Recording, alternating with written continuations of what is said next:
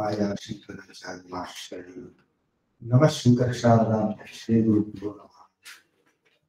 भवतां सर्वेषां स्वागतमस्ति। अद्य शिवरात्रि पर्वणि भवतां सर्वेषां स्वागतं। भवतां कृते शुभाशयाः।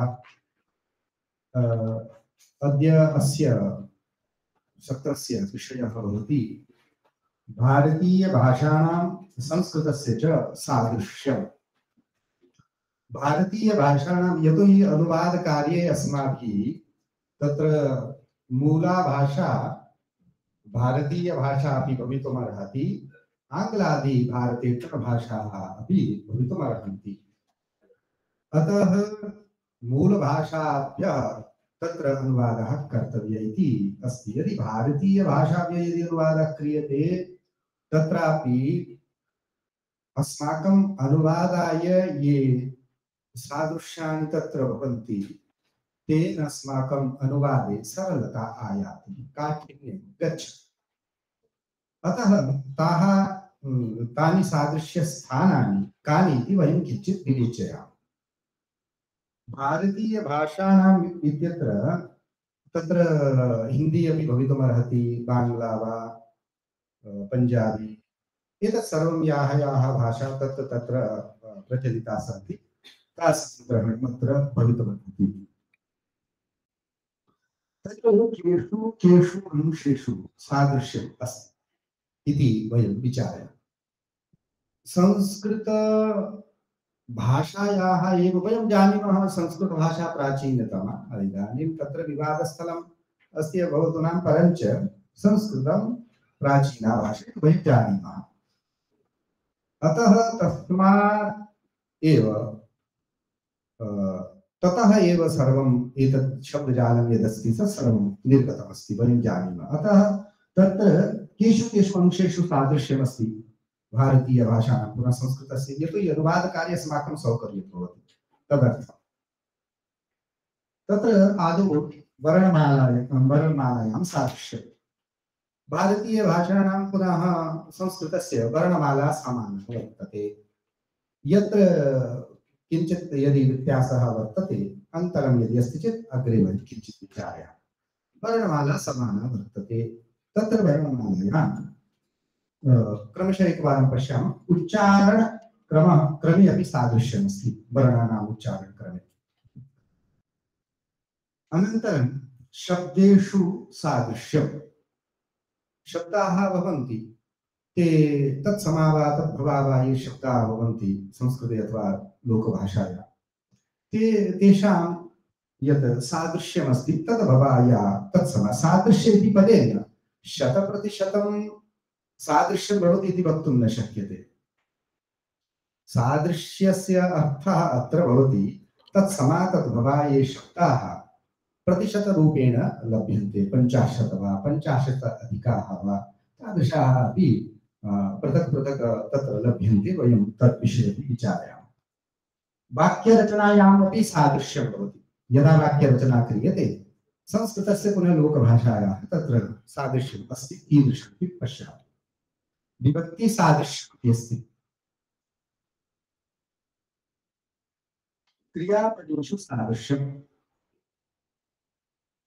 खादति, पठति इत्यादि यानि क्रियाणि पदानि भवन्ति तत्रापि। सन्धिसमासेषु सादृश्यं भवति। वाक्यप्रयोगेऽपि सादृश्यम् अस्ति। वचनेषु एकवचनं, द्विवचनं, बहुवचन इत्यादिषु स्थलेषु अपि सादृश्यमस्ति। सांस्कृतिकं सादृश्यमपि भवति। वर्णमालायां सादृश्यं यत् प्रथमम् अस्माभिः विचारितं तत्र स्वराः आदौ अस्माभिः विचार्यन्ते। स्वराः संस्कृतभाषायां पुनः लोकभाषायां वा स्वराः कदाचित् लोकभाषायां न्यूना अपि भवितुमर्हन्ति। यथा दीर्घरीकारः लोकभाषायां हिन्द्यां वा प्रायः न पाठ्यते। दीर्घऋकार संस्कृते तु पितॄणाम् इत्यत्र तस्य अस्ति। पुनः स्वरे वयम् अग्रे पश्यामः चेत् दृ इति स्वरद्वयम् उभयोः अत्र तु संस्कृते तु दृढस्वरस्य एव ग्रहणमस्ति, दीर्घस्य नास्ति इति वयं जानीमः। परञ्च यदि वयं पश्यामः तत्र काश्मीरप्रदेशे तत्र शारदा इति लिपि भवन्तः जानन्ति। शारदा लिप्यां दीर्घ लृकारः अपि अस्ति। तत्र प्रयोजकस्य प्रायः तत्र ये बीजात्मकाः मन्त्राः भवन्ति तत्तत् प्रयोगः भवति। संस्कृते तु नास्ति दृकारस्य, अतः तादृशं किञ्चित् तत्र स्वरे भेदः भवितुमर्हति। लृ इत्यत्र शारदा लिप्याम् अस्ति। यदा वयं शारदा लिपिं पठामः तत्र अस्ति प्रयोगस्तु तत्र ये मन्त्रबीजात्मका यथा साधनाः भवन्ति तत्र विविधसाधनानि उक्तानि सन्ति। भैरवसाधना भवतु, अन्या वा साधना, वीरसाधना भवतु, विविधाः तत्र पन्थाः सन्ति। तत्र लृ उभयोः ग्रहणमस्ति। तन्निमित्तं मातृका निर्मिता वर्तते। ह्रस्वलृकारस्य मातृका अस्ति। अत्र अस्माकं देवनागरी लिपि अस्ति, तत्रापि ह्रस्वलृकारस्य मात्रिका अस्माभिः द्रष्टुं शक्यते। मातृका नाम कश्चन तस्य स्वरस्य स्वरूपविशेषः। दीर्घलृकारस्य मातृका न लभ्यते, देवनागर्यां नास्ति एव, यतोहि संस्कृते उपयोगः न भवति। स्वर इत्यत्र तादृशम् अग्रे तु प्रायः सर्वमपि समानमेव अस्ति सर्वत्र। परञ्च क्वचित् ऋकारः अपि स्वरः न भवति। क्वचित् ह्रस्वऋकारः दीर्घत्व न भवति, ह्रस्वपि क्वचित् न भवति। तर्हि तत्र यद् रेफा भवति तत्रैव ह्रस्व ईकारस्य मात्रा इत्यादिकं संस्थाप्य कार्यं चालयति। तदपि अस्ति क्वचित् लोकभाषासु। अतः स्वरेषु एतादृश लृ इत्यत्र अस्ति कश्चन भेदः, सादृश्यं तत्र नास्ति। पुनः व्यञ्जनानि यानि सन्ति, व्यञ्जनानि तु सम्पूर्णानि लभ्यन्ते सर्वत्र। कदाचित् पञ्जाबी भाषायां न स्युः। पुनः स्वरे अपि पञ्जाबी भाषायां प्रायस्वराः न्यूनाः सन्ति, यतोहि पञ्जाबी भाषया या लिपि वर्तते गुरुमुखी, तया संस्कृतं लिखितुं न शक्यते। तत्र कृष्णं लेखनीयं चेत् करीषण एवं रूपेण लेखनीयं भवति।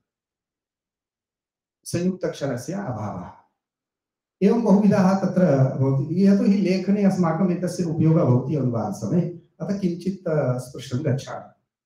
व्यञ्जनानि प्रायः सर्वाण्यपि लभ्यन्ते लोकभाषायामपि। अत्र संस्कृते तु अस्ति एव, जननी अस्ति, तस्मात् अत्र तु अस्ति एव। संयुक्ताक्षराणि, अत्र किञ्चित् विचारः भवति। संयुक्ताक्षरेषु इदानीं वर्णमालायां पाठ्यते क्षत्र ज्ञम्।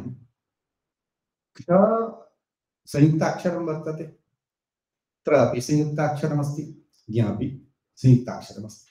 तत्तु वर्णमालायामेव पाठ्यते। परञ्च अन्येषां संयुक्ताक्षराणां किं सम्भावना अस्ति वा? क्वचित् लोकभाषायां न भवति संयुक्ताक्षरं। यथा पञ्जाबी मया किञ्चित् उदाहरणं दत्तम्। यदि संयुक्ताक्षरं न भवति चेत् भाषां लिखितुं न शक्नुमः। भाषायाः प्रकृतिः अपि भवति। क्वचित् यदि कस्यां भाषायां संयुक्ताक्षरस्य आवश्यकता नास्ति चेत् लिखितुं या लिपि भवति तस्य, अथवा देवनागर्यामेव लिखितुं शक्यते, संयुक्ताक्षरस्य आवश्यकता नास्ति चेत् तां भाषां लिखितुं वयं समर्थाः स्मः। परन्तु क्वचित् संस्कृते विशेषतया, संस्कृते तु व्यञ्जनद्वयस्य त्रयाणां वा चतुर्णामपि कदाचित् संयोगः भवति। तत्र संयुक्ताक्षराणि आवश्यकानि भवन्ति। अतः संयुक्ताक्षराणि प्रायः तत्रापि सादृश्यं बहुधा अस्ति। क्वचित् वयं पश्यामः चेत् तन्न लभ्यते। अतः तत्रापि सादृश्यमपि अस्ति, सादृश्यं नास्ति इत्यपि अस्ति। परञ्च अधिकाधिक्य सादृश्यम् अधिकाधिकं 50-50 इति क्वचित् भाषासु वक्तुं शक्यते। इदानीं लोकभाषायां यदि तेषां शब्दानां यदि कश्चन ग्रन्थः उच्यते खलु शब्दकोशः, यदि शब्दकोशः निर्मितः भवति तदा ज्ञातुं शक्यते कति प्रतिशतरूपेण अत्र शब्दाः सन्ति। तादृश्यः अपि भाषाः सन्ति यासां शब्दकोशः एव नास्ति। अतः एतत् ज्ञातुं न शक्नुमः कति प्रतिशतं तत्र प्रतिशतता कियती वर्तते इति। तदर्थमपि प्रयासाः कर्तव्याः। पुनः ऋ ऋ ळ इति तत्र अक्षरः ऋ इत्यत्र तु मया उक्तमेव, संस्कृते तु ऋ इति नास्ति। रि उभयोः तत्र स्वरयोः स्थितिः अस्ति। ळकारः अपि तत्र प्रयुज्यते। संस्कृते तावत् ळकारस्य प्रयोगः न दृश्यते लौकिके, वैदिके तु अस्ति एव, वयं जानीमः। परञ्च क्षेत्रीयभाषासु अस्ति ळकारस्य स्थानमस्ति। मराठीं पश्यन्तु, तत्र बहुधा प्रयोगः क्रियते। मराठी सर्वत्र तत् प्रयोगं कुर्वन्ति, ते लेखने अपि कुर्वन्ति। क्वचित् लेखने उच्चारणे एव ळकारस्य प्रयोगं कुर्वन्ति, परञ्च ळकारस्थाने ल इत्येव लिखन्ति। अनुवादकाले यदा अस्माभिः अनुवादः कर्तव्यः, एतादृशानां शब्दानां किञ्चित् अस्माकं ज्ञानं स्यात्।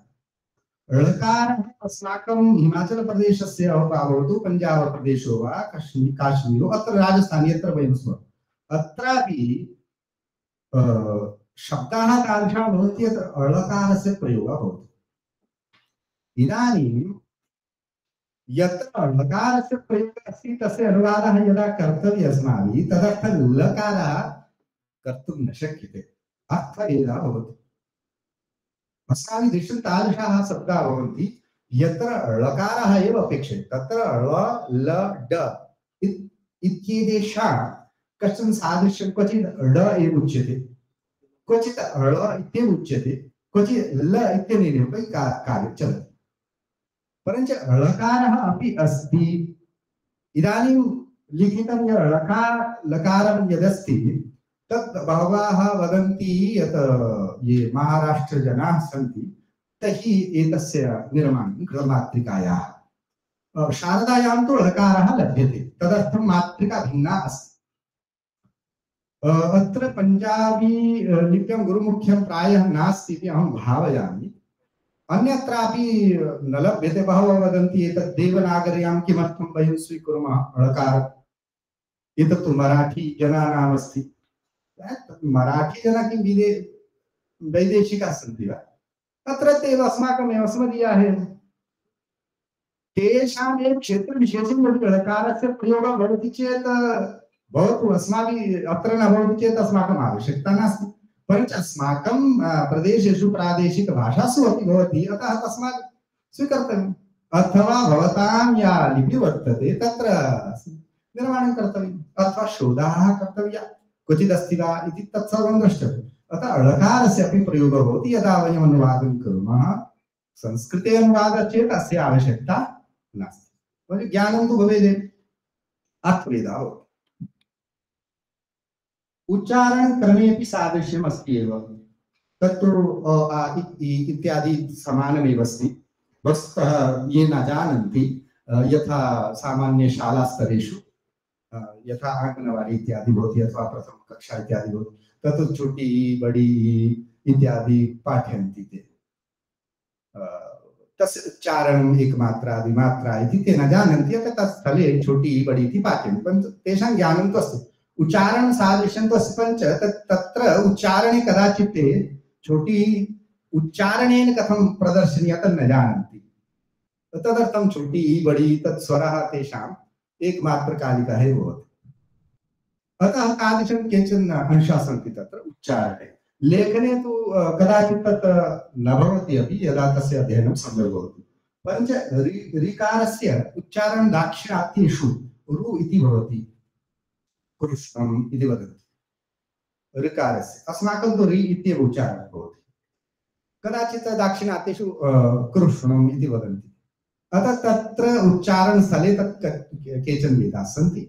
लेखने तु ते एतदेव लिखन्ति, वयमपि तदेव लिखामः। तेषां लिपि भिन्ना भवतु नाम लेखने तत्र नास्ति कापि विप्रतिपत्ति तेषां पुनः इतोपि संयोगः भवति ज्ञ इति वर्णस्य अस्य क्षेत्रभेदात् उच्चारणभेदः अपि भवति ज्ञ इति केचन ज्ञ उत्तरभारते प्रायः ज्ञ इति वदन्ति हिमाचल पंजाबादि प्रदेशेषु ज्ञ इति वदन्ति तत्र प्रायः गुजरात आदि प्रदेशेषु गणानि इति वदन्ति अस्माभिः श्रुतं केवलं ते वदन्ति गणानि इति वदन्ति गण इति उच्चारयन्ति क्वचि ज्ञ नानोज्ञः इत्यनेन यदा सिद्धिर्जयोः संयोगे यदा सिद्धिर्जात ज्ञ इत्यपि अस्ति इदानीं प्रचलति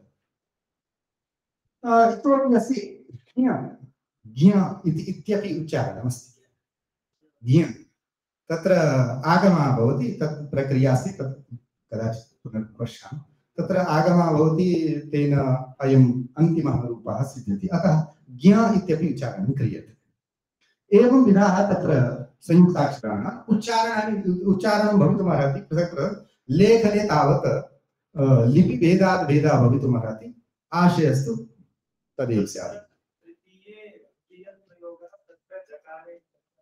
न तत्तु लेखने तथा जातं तत्तु तत् न लेखने कदाचित् तत् दोषटङ्कणदोषः अस्ति जय इत्यपि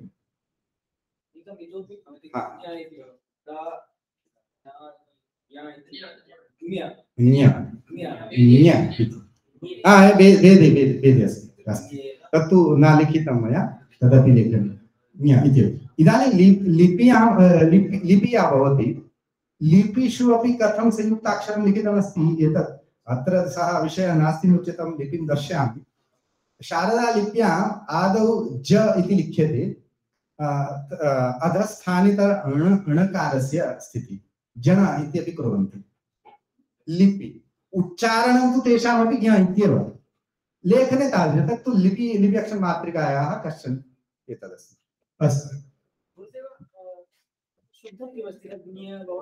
तद्विषये चर्चा विस्तृता भविष्यति तत्र ज्ञ न तत्र ज्ञ इति एकः पक्षः ज्ञ इति अपरः पक्षः तत्र कदाचित् विचारयिष्यामि लौकिके तत्र गण ज्ञ इत्यस्य तु नास्ति ज्ञ इत्यनेयोः अस्ति कश्चन विचारः कदाचित् पश्यामः इदानीं शब्देषु सादृश्यं शब्देषु अपि सादृश्यं भवति एव शब्दाः यतोहि अस्माकं लोकभाषायाः शब्दाः ये भवन्ति ते संस्कृतादेव उत्पन्नाः सन्ति ये कोशकार्यं कुर्वन्ति स्वभाषायाः ते कदाचित् जानीयुः यदा वयं स्वभाषायाः अक्षराणि सन्ति क्षम्यतां शब्दाः सन्ति कथं तेषां व्युत्पत्तिर्जाता इति यदि वयं पश्यामः तदा ज्ञास्यते इदानीं क्वचित् कन्नड भाषायां नीरु इति जल इति अस्ति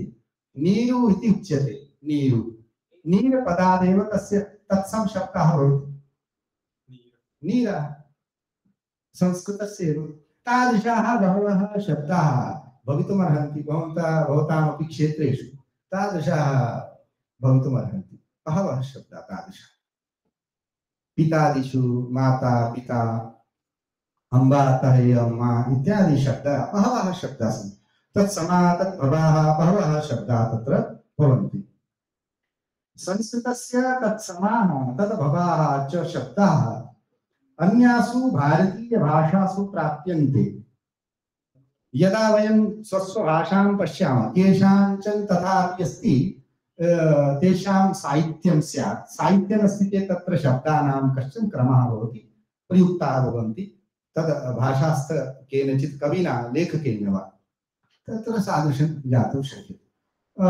भाषाः तादृश्यपि सन्ति येषां शब्दकोशः साहित्यं वा न्यूनमस्ति परञ्च साहित्यं शब्दकोशनिर्माणं क्रियते यदि पश्यामः अहं तु मम एव मातृभाषा या वर्तते सराजी इति हिमाचलप्रदेशे तस्य कोशनिर्माणं कुर्वन् अस्मि संस्कृतदिशाय कथं व्युत्पन्ना तदा मया ज्ञातं तत्र क्षेत्रस्य बहुधा प्रभावः अस्ति कियत् प्रतिशतम् अस्ति तत् ज्ञातं यदा सम्पूर्णाः शब्दाः इदानीं तत्रापि कश्चन आक्रमणं जातमस्ति शब्देषु भाषासु खिचडी जातमस्ति तत् किञ्चित् विचारयामः पुनः। इदानीं तमिळ भाषायाम् इदानीं तमिळ पुनः संस्कृतस्य कश्चन अस्ति विचार तत्रापि तमिळ भाषायाम् अपि संस्कृतस्य 45% 50% पर्यन्तं शब्दाः लभ्यन्ते। एवं मलयाळं भवतु तेलुगु भवतु कन्नड भवतु तत्र तत्र यायाः भाषाः सन्ति तत्र शब्दाः लभ्यन्ते सर्वत्र आभारते। एतत्तु भारतीय भाषाणां संस्कृते अपि इदानीं ये शब्दाः भवन्ति तेषां व्युत्पत्तिः संस्कृतादेव वदन्ति। फादर् इत्यादयः बहवः श्रुताः स्युः तत्र पितर इति तत् वदन्ति। अत्र तु स्यात् पुनः एतदपि अस्माभिः अध्येयं भवति अयं विचारणीयः। पूर्वं भारतीयभाषासु संस्कृतस्य 54% शब्दाः आसन्। तत्र सम्प्रति 24% एव अवशिष्टाः। अयं ह्रासः 30 वर्षेषु एव जातः। कथं तत्र भाषायाम् इदानीं नव्याः शब्दाः आगच्छन्ति। इदानीं कश्चन पुनः ये मातरः भवन्ति ते अपि शिशुं कृते हेण्डु प्रक्षालयतु हेण्डु दो हेण्ड् इत्यस्ति चेत् हेण्डु इति वदन्ति तद् हेण्डु इति आगतम्। एतद् मम करोतु वदन्ति खलु मम करोतु इत्युक्ते समापयतु तदर्थं मम इति पदम् आगतं। तादृशाः शब्दाः आगच्छन्ति। मूलशब्दं तत् लुप्तं भवति प्रसिद्धः स एव गच्छति। बहवः तादृशाः शब्दाः अस्माकं भाषासु इदानीं यदि कस्यचित् कर्तनं किमपि कर्तनीयं चेत् कट् करोतु साक्षात् आङ्ग्लभाषायाः प्रयोगः। क्षेत्रीयभाषायां किम् उच्यते स्म स शब्दः एव लुप्तः। इदानीं कालक्रमेण 30 वर्षेभ्यः एकैकस्य शब्दस्य ततः दूरीकरणं जातम्। इदानीम् आङ्ग्लादि शब्दानां तत्र प्रवेशः। अधिकतर अस्माकं लोकभाषायाम् अथवा हिन्दी भाषायामपि फारसी शब्दानां बाहुल्यं भवन्तः द्रष्टुं शक्नुवन्ति। तेन या भाषा अस्ति इदानीं भारतीयभाषाणां परस्पर विनिमयः भवति शब्दानां तत्र अस्माकं विप्रतिपत्तिः नास्ति सौन्दर्यमेव तत्र। परञ्च मूला भाषा या अस्ति सा संरक्षिता भवेत्। नो चेत् सा खिचड़ी नात्र न पञ्जाबी जाता न सा मूला भाषा यत्र न जाता अथवा न फारसी जाता न तत् जाता न हिन्दी भवति न उर्दू रूपेण तत्तु अस्ति बहवः वदन्ति तदपि विचारणीयं भवति। तादृशः अपि ह्रासः कदाचित् तत्र भवति। वाक्यरचनायामपि सादृश्यम् अस्ति। सामान्यः विषयः अस्ति भवन्तः जानन्ति। यथा यदि वयं वदामः रामः विद्यालयं गच्छति इत्यस्ति। एतत् संस्कृतभाषायाम् इदं वाक्यमस्ति। इदानीं हिन्दीभाषायां चेत् उच्यते राम को जाता है अथवा राम विद्यालय जाता है। अर्थात यहाँ सादृश्य क्या है? कर्ता जहाँ संस्कृत में पहले रखा है वही हिंदी में भी उन कर्ता को पहले रखा जाता है और विद्यालय को भी कर्म को भी द्वितीय स्थान में रखा क्रिया उसके बाद रखते। तो ये सादृश्य उसको लिखने का सादृश्य समानता। कदाचित जब आप अनुवादं करिष्यन्ति चेत् तदा कदाचित् यदि व्यत्यासः भवति चेत् कर्ता पुनः कर्म इत्यस्य अथवा क्रियायाः तदा कदाचित् अधिकः श्रमः अपेक्षितः भवति।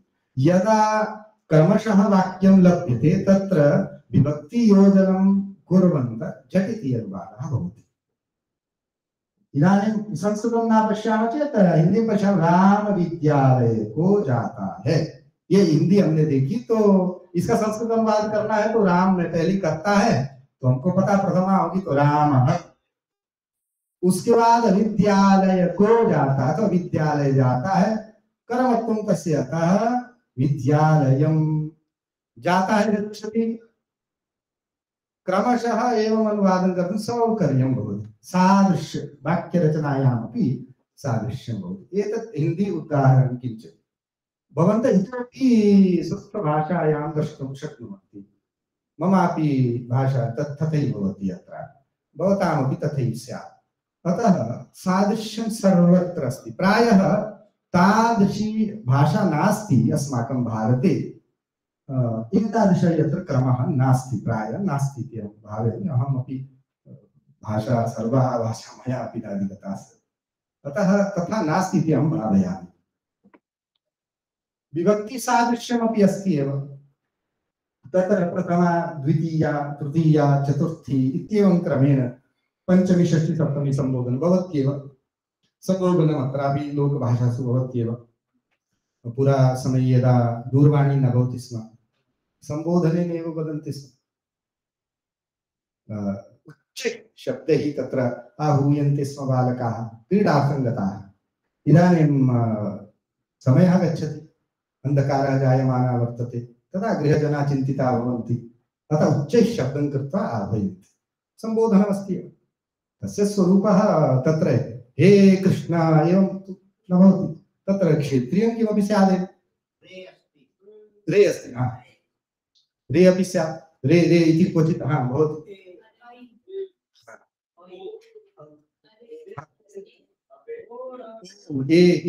एतादृशाः शब्दाः प्रयुज्यन्ते।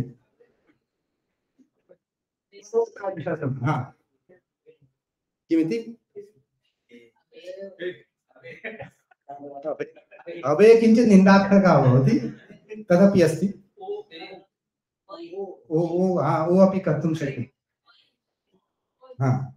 अस्माकं पर्वते तु ओ इत्येव उच्यते, उच्चैः सम्बोधनमस्ति। अतः तत्र अस्ति एव, कर्ता तु अस्ति एव, कर्ता भवति, प्रथमा विभक्ति भवति एव, द्वितीया अपि भवति। विद्यालय बोल दो, विद्यालय को बोल दो, कोई ऐसी तृतीया भी भवति, चतुर्थी अपि भवति एव, दान देता है, पंचमी अपि, षष्ठी अपि अस्ति, सप्तमी। तत्र तत् भ्रमः भवति, तत् सत्यं विभक्तिसादृश्यमस्ति एव, भ्रमः भवति। इदानीं कदाचित् षष्ठी सम्बन्धेनापि कदाचित् को अथवा द्वितीया सम्बन्धेन द्वितीया भविष्यति वा षष्ठी भविष्यति वा, तत्र भवत्येव। तादृशभ्रमस्थानानि अपि सन्ति, परञ्च सादृश्यं विभक्तिषु अस्ति।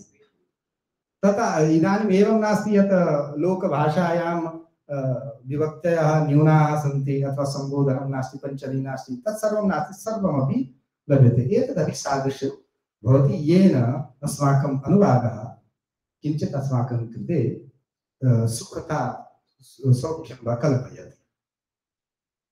क्रियापदेषु सादृश्यं, क्रियापद भवति, तत्र गच्छति इत्यादि क्रियापदानि भवन्ति। तत्र कहना, कथयति, साक्षात कहना अगर कहा हिंदी में तो अलग अलग भाषा में भी हो सकता है।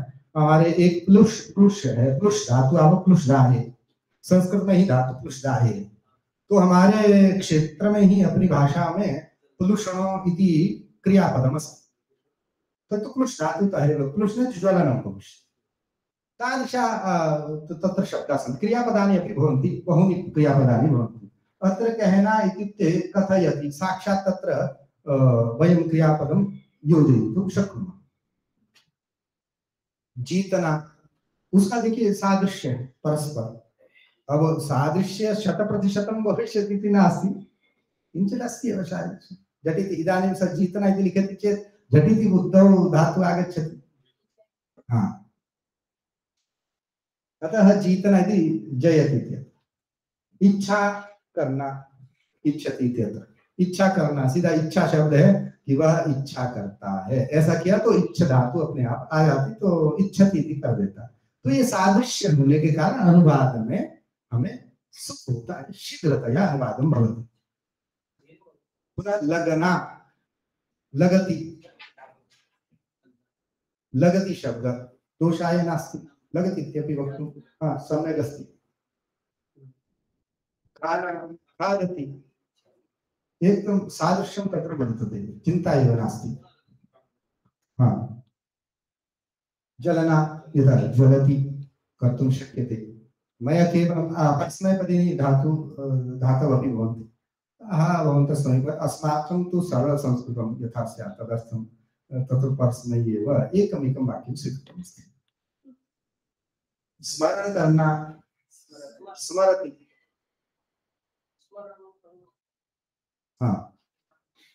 शोक करना, शोचति, गर्जना, गच्छति, पढ़ना, पठति, ध्वनि करना, ध्वनति। सादृश्यं सर्वत्र बहुविधमस्ति, तत्र ज्ञातुं शक्यते। अन्य आपके लोकभाषा में बहुत कुछ तादृशं भवितुमर्हति, तत् भवन्तः स्वयमपि ज्ञातुं शक्नुवन्ति। एतत्तु अनुवादाय तु केनचित् यदि लोकभाषायां यदि साहित्यं कृतमस्ति, इदानीं कथा केनचित् पञ्जाबी भाषायां कथा कृता अस्ति, तत्र स्वरूपं तु पञ्जाबी भाषायाः एव। अतः तत्र तु एतादृशाः यानि क्रियापदानि भवन्ति स्युः, तदनन्तरं सौकर्यं भवति। अतः अनुवादं कर्तुं शक्यते, श्रमः अल्पः भवति। पुनः सन्धि समासेषु सादृश्यं, सन्धि भवति तत्र विद्यालये अस्माकं हिंदी भाषायामपि उच्यते एव, यद्यपि तदपि भवति एव, विद्यार्थी भवति एव, सामान्य। इदानीं विद्यार्थी, अगर विद्यार्थी हमने कहा तो ये सामान्य है, सामान्य जनानां तत् बोधः एव न भवति, अत्र सन्धिः वर्तते। तेषां बोधः यथा तत् शब्दं संस्कृतात् यथा श्रुतं तथा व्यवहारे आगतं हिंदी, अन्यत्रापि अन्यासु भाषासु अपि तथैव भवति। पुनः नायक, तत्रापि दोषः नास्ति, नायक इति सन्धि पदमस्ति, अतः तत्रापि समस्या न भवति, सर्वे उच्चारयितुं शक्नुवन्ति, सादृश्यमस्ति तत्र। रमेश कस्यचित् नाम अस्ति, उमेश, रमेश, तादृशाः शब्दाः अपि अस्माकं भवन्ति। केचन शब्दाः मया दर्शिताः सन्ति, भवन्तः इतोपि स्वभाषायां भवन्तः ज्ञातुं प्रभवन्ति। अग्रे अस्ति समास शब्दाः, समासपदानि शब्दाः। तत्र युद्ध क्षेत्र हिंदी भाषा में प्रयोग किया, तो युद्ध मैंने हिंदी वाले लिखे सारे। युद्ध क्षेत्र है तो युद्ध क्षेत्र है, दानवीर है, शरणागत है, सब हिंदी में प्रयोग किए जाते हैं। और हस्तलिखित है, रसोई घर है, ये सारे समास शब्द है। और जेब खर्च है जो हिंदी में, ये बिल्कुल ये जो खर्च इत्यादि जो पद है हिंदी में जो है कुछ भाषांतर से भी आ जाते हैं, उनको ले लिया जाता, सामान्य रूप से ये कहा जाता है। व्यय के लिए जेब खर्च, दैनिक व्ययं वा किमपि तथा। पुनः पथ भ्रम और देश निकाला, ऐसे शब्द प्रयोग किए जाते हैं, उसको देश निकाला दे दिया। तो ये भी सारे समाज से संबंधित जो है सारे ये होते हैं, पद होते हैं। वस्तुतः इसमें संस्कृत का जो हम देख सकते हैं इसमें भी कि देश निकालना, इसके लिए भी हम जो है शब्द निर्माणं कर्तुं शक्नुमः। परञ्च हिन्द्यामपि तादृशाः समासपदानि, तादृशानि समासपदानि सन्ति। आपवीति, पुनः विश्व प्रसिद्ध, वो तो संस्कृत का ही जो है शब्द, विश्व प्रसिद्ध। ऐसा जो है बहुत सारे जो हमारे शब्द, चाहे वो संधि में हो अथवा समासेषु वा भवन्तु, सर्वत्र एतादृशाः शब्दाः पदानि वा अस्माभिः प्राप्तुं शक्नुमः। एवं पुनः वाक्यप्रयोगेषु अपि सादृश्यमस्ति। वाक्यानां यदा प्रयोगः क्रियते तत्तु पूर्वमपि दृष्टम्। ईषदिव वदामि, छात्रः पुस्तकं पठति, छात्रः पुस्तकं पठति इत्यत्र छात्र, हिंदी छात्र पुस्तक पढ़ता है, तो छात्र जैसे वहां लिखा है, प्रयोग जिस प्रकार से करता है, कहाँ रखना है, कर्म कहाँ रखना है, क्रिया कैसे रखनी है, उसी के आधार पर तत्र हिन्द्यामपि तथैव अस्ति, प्रायः अन्यासु भाषासु तथैव स्यात्। पुनः रामः ग्रामं गच्छति, राम गांव को जाता है। वहां उसको लिखने का, जैसे हमने देखा कि वही वाक्य में भी सादृश्य है, तो उसको हम यहाँ भी जो है देख सकते हैं, प्रयोग में भी सादृश्य है। अर्चकः पूजां करोति, अर्चक जो है पूजा करता है। अर्चक के स्थान में पुजारी भी क्वचित हो सकता है, अथवा भक्तादिषु इत्यपि तत्र प्रयोक्तुं शक्यते। अतः प्रयोगे अपि वाक्यानां प्रयोग यत्र क्रियते तत्रापि अस्माकं सादृश्यमस्ति। वचनेषु सादृश्यं, तत्र भवन्तः जानन्ति एव, एकवचनं भवति, द्विवचनं भवति, बहुवचनं। तत्र हिंदी इत्यादि भाषासु द्विवचन एतदर्थं किं क्रियते, दो बालक, उसको क्रिया तो पता नहीं है, दो बालक जा रहे हैं, वहां जो है ये थोड़ा सा जो है सादृश्य ना हो करके एक वचन द्विवचन के प्रयोग के लिए प्राय अन्य भाषाओं में भी ऐसा होगा। तत्र द्विवचन इति इत्यस्मिन् स्थले संख्या लिख्यते, 2 बालक जा रहे हैं। संस्कृते तस्य आवश्यकता न भवति, बालकौ गच्छता हो गया, 2 इति पदस्य प्रयोगस्य आवश्यकता न भवति। बालकौ इति उच्चारिते सति प्रयोगे सत्येव द्विवचनमिति वयं जानीमः। पुनः क्रियापदेपि गच्छतः इति यदा वयं पठामः लिखामः तदा द्विवचनत्वम् इति वयं ज्ञातुं शक्नुमः। लोकभाषासु कदाचित् तथा नास्ति, अतः 2 इति पदनिवेशः तत्र कर्तव्यः। एतदेव अत्र सादृश्यं नास्ति। पुनः वचनेषु प्रयोगस्य भवति, त्रिषु वचनेषु प्रयोगः भवति। एकवचने अपि भवति, राम जाता है, द्विवचने अपि प्रयोग होती है। द्विवचन तत्र स्थापने 2 बालक जाते हैं, निश्चय जहां लगाया जाता है जाते हैं ही, क्रियापद में जाते हैं बहुवचन का ही भाषासु, अन्यासु प्राय तथैव। हिंदी भाषायां तु जाते हैं इति बहुवचनस्यैव क्रियापदस्य प्रयोगः। परञ्च द्विवचनमस्ति तदर्थं 2 इति शब्दस्य तत्र प्रसक्तिर्भवति। इदानीं बहुत सारे जाते हैं, ऐसे में वहां जाते एक जो है वहां बिंदी लगा देते, जाता है और एक ही मात्र बिंदी लगा करके बहुवचन का वो वहां जो है वो ध्वनि जो है प्रदर्शित करते हैं। धातु क्रिया विशेषा तत्र क्रियाया भवति। परंच एक वचन द्विवचन जो बहुवचन है, इन सब का प्रयोग जो है वहां हमारे लोक भाषा में होता है। तो ये भी सादृश्य, वचनेषु भी सादृश्य अस्ति। सांस्कृतिकं सादृश्यम् अपि अस्ति। वयं वदामः इदानीं काश्मीरतः कन्याकुमारी पर्यन्तम् एवमुच्यते खलु अस्माभिः, तत्र अस्माकम् उत्सवाः एव भवन्ति, अथवा विविध अस्माकं सांस्कृतिकाः ये पक्षाः सन्ति, यथा इदानीं कुम्भः भवतु, तत्र भारतात् आगता एव, बहिष्टात् अपि आगता इति वयं जानीमः। कश्चन सांस्कृतिक एकता, ऐक्यस्य भावं तत् यत् अस्ति, तत्र अस्माकं यथा वेदाः, पुराणानि, स्मृतयः, शास्त्राणि यत् किमपि अस्ति तदस्ति, तस्य मूलं तु संस्कृते वयं जानीमः। तत्र भवत्येव अस्माभिः एक सूत्रत्वं यत् संस्कृतस्य, अथवा किञ्चित् भेदः भवितुम् अर्हति। यथा शिवरात्रि महापर्व, शिवरात्रि महापर्व भारतस्य विभिन्नेषु क्षेत्रेषु, राज्येषु, प्रदेशेषु पृथक् पृथक् रूपेण भवितुम् अर्हति। लोकाचारः, देशाचारः, शिष्टाचारः भिन्नः भवितुम् अर्हति, पर शिवरात्रि तु मूला एका एव।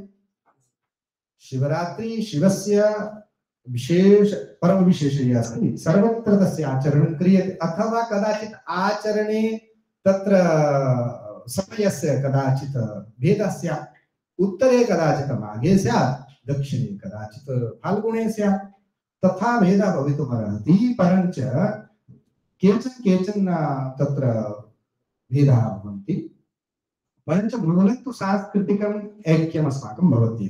तत्र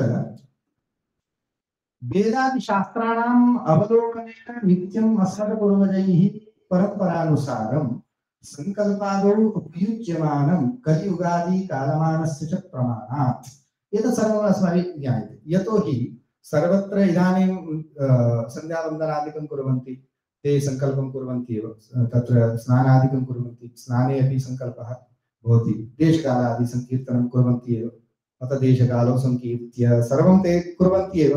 अत्र तत् उच्यते संकल्पे देशभेदः, परञ्च स आनुपूर्वी तु तथैव भवति, सर्वत्र तथैव अस्ति। दक्षिणे गच्छतु, संकल्पस्य स्वरूपः तदेव अस्ति।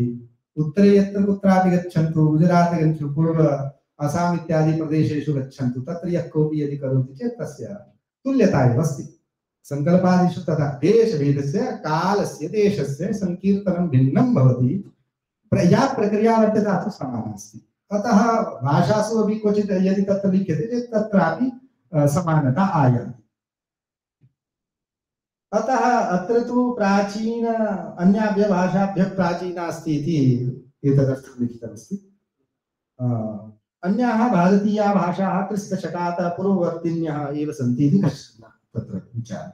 एतत्तु भवतु, एतत्तु प्राचीनता कथं संस्कृतभाषायाः अस्ति, परञ्च सांस्कृतिकं सादृश्यमपि अस्माकं भवत्येव। इदानीं तदर्थम् एकम् अहम् उदाहरणं ददामि। यथा केनचित् लेखकेन इदानीं हिमाचलप्रदेशस्य केनचित् लेखकेन शिवरात्रि पर्वम् उद्दिश्य किमपि लेखः तेन लिखितः, तत्र यः सांस्कृतिकं स्वरूपम् अस्ति तस्य अनुवादः कर्तव्यः। तस्य सांस्कृतिकं स्वरूपं संस्कृतेन यदि वयं पश्यामः, बहवः तत्र बिन्दवः संस्कृतरूपेण वयं द्रष्टुं शक्नुमः। शिवः अस्ति, पार्वती अस्ति, अथवा उभयोः विवाहः वा भवतु, अथवा तादृशं बहुविधाः तत्र सांस्कृतिक, यतो अनुवादे तदेव खलु लेखनीयं भवति। शिवः अथवा पार्वती इत्यादि तेषां विषये यत् किमपि ते लिखितं स्यात्, तत्र आभारते तेषां सांस्कृतिकं किमपि तत्त्वम् अस्माकं समानं भवति लेखे। अनुवादविषये अनुवादः कर्तव्यः भवति। यदि चेत् केनचित् यदि इदानीं मण्डी शिवरात्रिः प्रसिद्धा, विश्वप्रसिद्धा अस्ति, तत्र किं किं भवति, तस्य केनचित् यदि लेखः कृतः, तर्हि ततः किं किं यदि कश्चन दाक्षिणात्यः विद्वान् तत्र यदि अनुवादं करोति, तेन तु तत्रत्य भाषाया वर्तते मण्ड्याळी इति भाषा, तत्र यदि लिखितं स अनुवादं कर्तुम् इच्छति, तत् लक्षितभाषा अस्ति संस्कृतभाषा, तत्र यदि अनुवादं करोति चेत् तत्र तस्मिन् लेखे ये सांस्कृतिकविषयाः सन्ति तत्तु केरलस्य अथवा दक्षिणात्यस्य अपि समाना एव भवेत्। तत्र तथा भेदः न भवति, बहवः विषयाः तादृशाः समानाः। अतः सांस्कृतिकम् अपि तत्र सादृश्यं भवति भाषासु परस्परम्।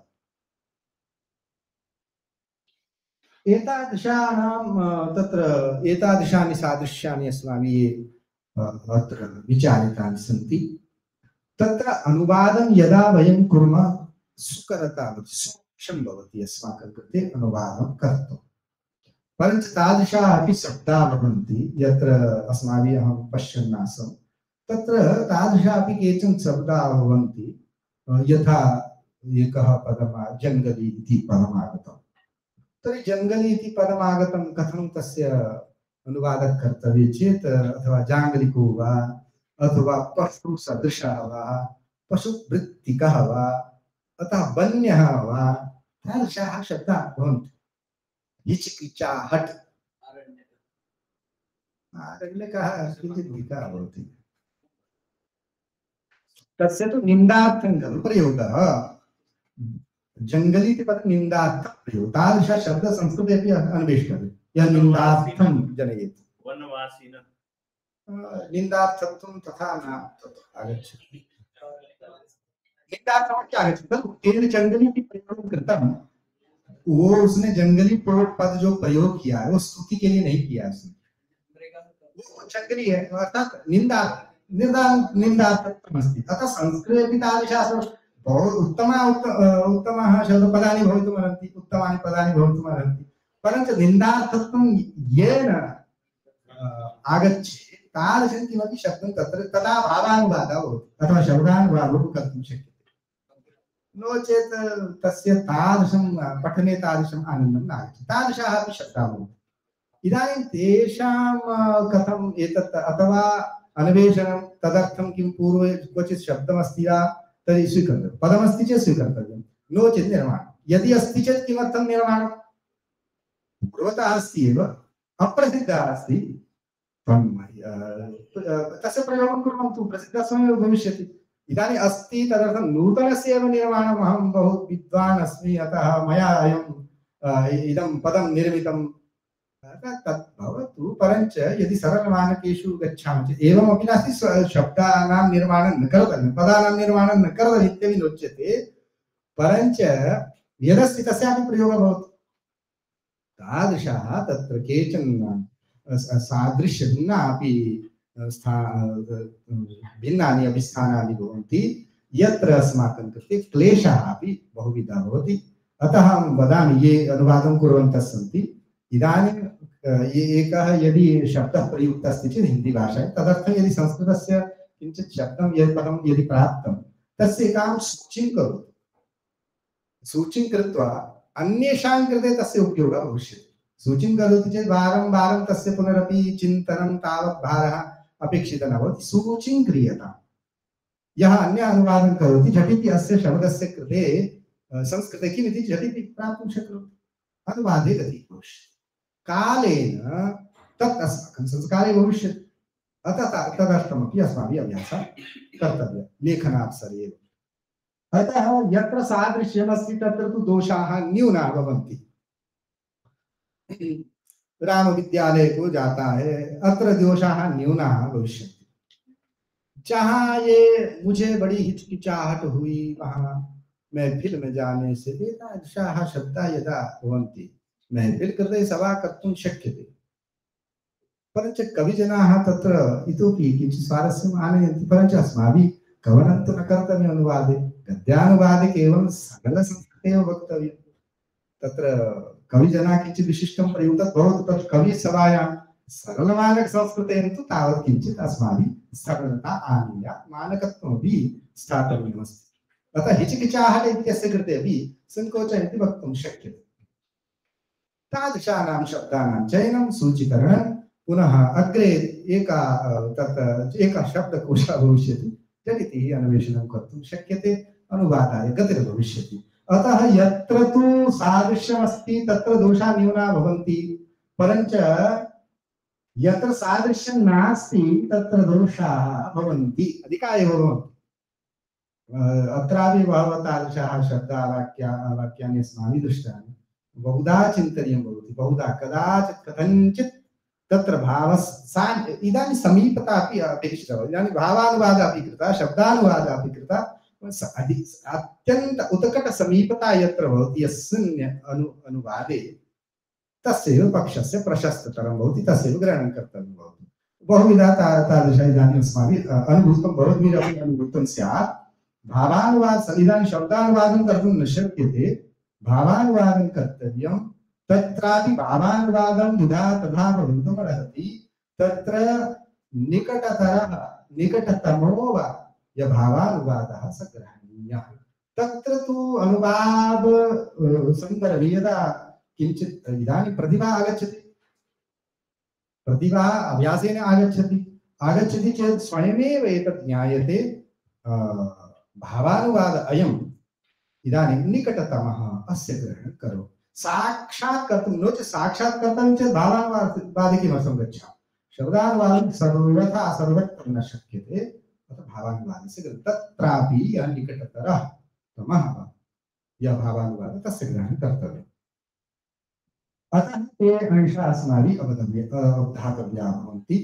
यत्र अस्माभिः इदानीं हिन्द्याम् अस्माभिः क्रियमाणमस्ति, यद् अस्माकं कृते दत्तमस्ति तत्र वयं पश्यामः कुत्र कुत्र तादृशानि स्थलानि सन्ति। बहुत्र तादृशानि स्थलानि सन्ति। इदानीं कश्चित् तदपि उक्तं, विद्वज्जनैः उक्तमेव, पूर्वं काव्यानि भवन्ति स्म। कथं भवन्ति स्म? संस्कृतनिष्ठानां शब्दानामेव ग्रहणं कुर्वन्ति स्म कविजनाः।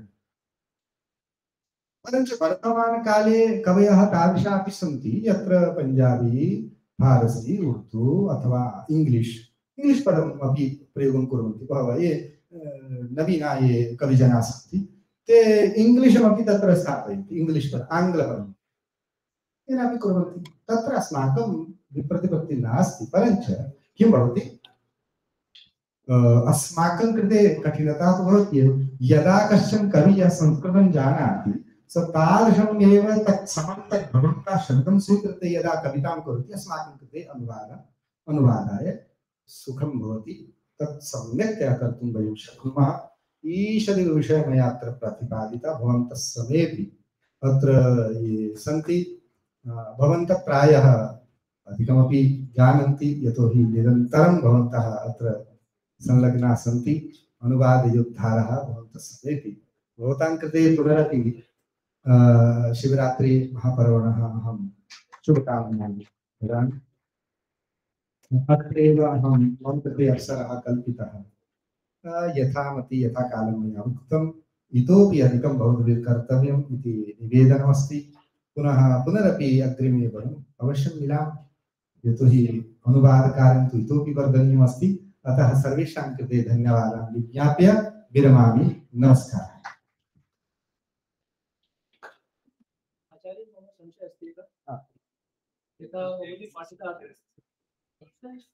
हाँ भारतीय भाषा संस्कृतस्य सादृश्यं तो कदाचित् हिंदी भाषा बोली बोली शब्दावली भाषा बोली अत्र का भेदः अस्ति भाषा बोली इत्यनयोः भेदः अस्ति वस्तुतः ये वदन्ति भाषा यस्य स्वकीया लिपिर्वर्तते सा भाषेति पदेन उच्यते पुनः यस्यास्य लिपिः नास्ति बोली इति पदेन अथवा एकः अयं पक्षः अपरः क्षेत्रविशेषस्य यदि क्वचित् क्षेत्रविशेष जिला ग्राम पंचायत अथवा तादृशक्षेत्रविशेषस्य लघुक्षेत्रविशेषस्य या भवति भाषा तस्य बोली इति व्यवहारः यस्य राज्ये वा अधिकं वा एतत् भवति प्रसारः व्यवहारः भवति भाषा इति पदेन उच्यते एवं द्विधं कर्तुं शक्यते राजस्थान अस्माकं प्रदेशः अस्ति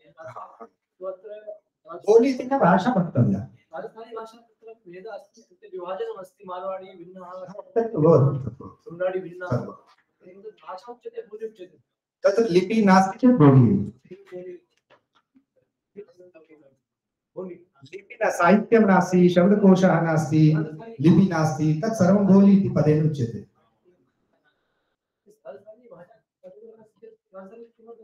हिमाचली अस्ति क्षेत्रभेदेन विविधाः भाषाः सन्ति बोल्यां परन्तु अस्माकं लिपि अस्ति इति कृत्वा तत्र यदि अयं पक्षः स्वीक्रियते चेत् यस्य लिपि अस्ति तस्य सा बोली न भाषा भवति तत् अस्माकमपि कुल्लवी किन्नौरी पुनः मण्ड्याली सिरमौरी काङ्गड़ी चम्ब्याली भाषा एव उच्यते तस्य लिपि अस्ति अतः तत्र कीदृशम् आधुनिकानां कः भाषा विज्ञानविषये किञ्चित् अध्ययनं कर्तव्यं परञ्च यस्य बोली इत्युक्ते लिपि अस्ति साहित्यं लभ्यते भाषा वक्तुं न नूनं साहित्यम् अपेक्षते खलु लिपि अपेक्षते